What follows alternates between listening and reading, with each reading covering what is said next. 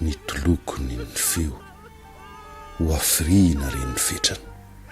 vitavita ho azy teo ny taraina ny toreo ny fitoriana zay napetrany tsy misy dikany na satana lay fitoriana nosoratana tsy noadiadiana akory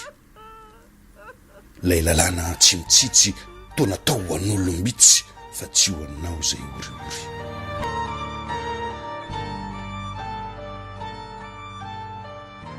de ravarava fotsiny eny tsy mba nohinoina teny mangaiay maina molotra na de manana ny marina tsy tafita tsy tafarina fa tsy manana atolotra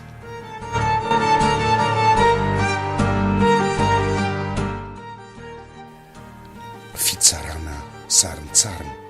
manitsakitsaka ny rarina tsy mivavaka ary say lay mpitsara mosarena miady ny anan-karena mivaro tena sy fanahy filay mizana nantenaina arafesiny tranaina lanja diso manambaka tsy mba misy manamboatra fa vao maika koa mitroatra alatra tsy ambakavaka mampilovikiakanosa ireo alekadisy fosa mpandripaka be aitraitra priembiena sikitoza biby mahavanondoza miakanjo mainty tsara zaitra aiza reny hafarana filay hoe mba fitsarana varoboba mora vidy adininao sahady ry mpitsara be fitady fa narahambely rano lay ozona omaly no de lasa fahavalo mandray volandahalo manindry ny mijaly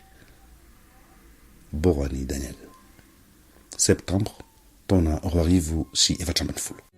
Ameno tsara ny varinareo ny salayo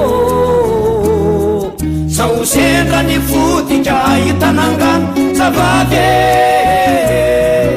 atojo mosary ka mampahoneny ho faty anohanana koany teny ataovy andrimaso ka jerijery eo fody favary ny varinareo